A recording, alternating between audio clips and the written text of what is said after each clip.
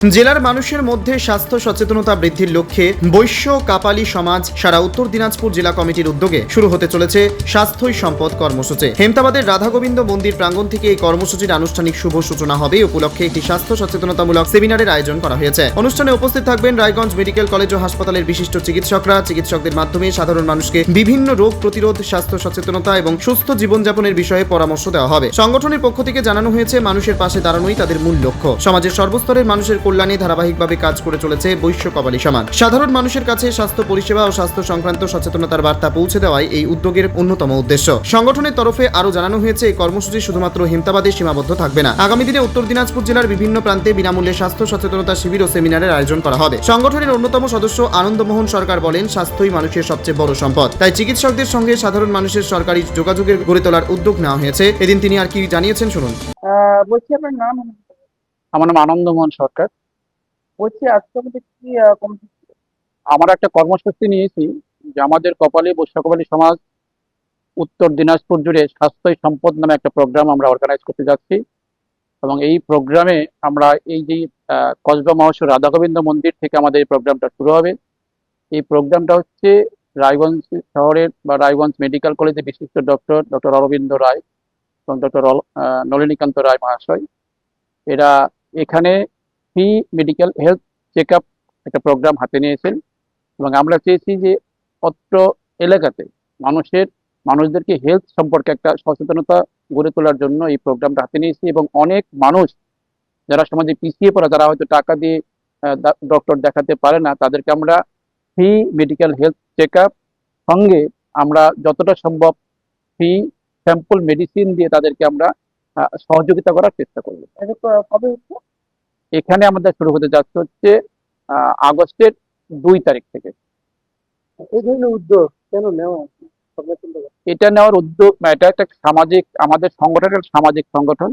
এই সামাজিক সংগঠনের গুরুত্ব বোঝাতে গিয়ে এবং মানুষের পাশে থাকার একটা অঙ্গীকার নিয়ে আমরা স্বাস্থ্যই সম্পদ এই প্রোগ্রামটা করতে যাচ্ছি। আমরা চেয়েছি যে মানুষকে হেলথ সম্পর্কে একটা সচেতনতা ক্রিয়েট করা, কি করে এই যে এখন যেটা দেখা যাচ্ছে সুগার বা প্রেশার, এগুলো একটা বিশাল ব্যাপার হয়ে দাঁড়িয়েছে। এগুলো সম্বন্ধে আমরা যতটা পারি আমরা মানুষকে সচেতন করব। কতক্ষণ চলবে এবং কতজন পরিষেবা দিতে পারবে? এই পরিষেবাটা বলা খুব মুশকিল, তবে আমরা 2 জন ডক্টরকে আপাতত অ্যারেঞ্জ করতে পেরেছি। আমরা আরো চেষ্টা করবো যে আরো 2 জন আমরা অ্যারেঞ্জ করতে পারি। সেই ক্ষেত্রে 200-250 লোককে আমরা ভেবেছি যে এই সহায়তা একদিনে হয়তো দেওয়া যেতে পারে বলে আমাদের একটা আইডিয়া। তার প্রস্তুতি হয়েছে। হ্যাঁ, আজকে আমরা সেই প্রোগ্রামটার একটা প্রস্তুতি হিসাবে এই আলোচনা সভা আমরা ডাকবো। ভবিষ্যতেও এই ধরনের জনকল্যাণমূলক কর্মসূচি ধারাবাহিকভাবে চালিয়ে যাওয়া হবে। উত্তর দিনাজপুরে হেমতাবাদ থেকে নিজস্ব প্রতিনিধি রিপোর্ট, টাইমস 14 বাংলা। স্বেচ্ছাসেবী সংস্থা খুলতে চান? তাহলে রেজিস্ট্রেশন প্রক্রিয়া শুরু করুন।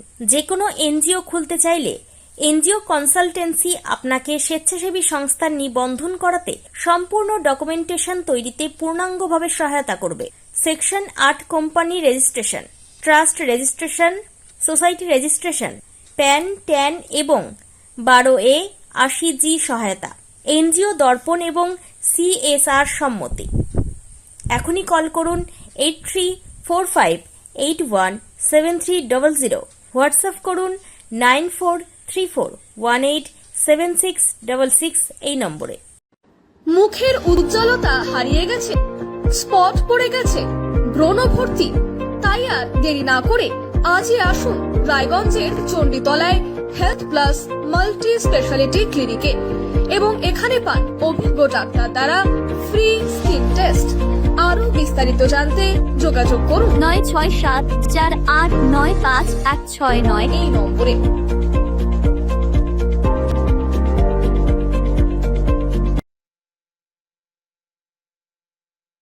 আজ তোমার বিয়ে, সাজলো নতুন সাজে।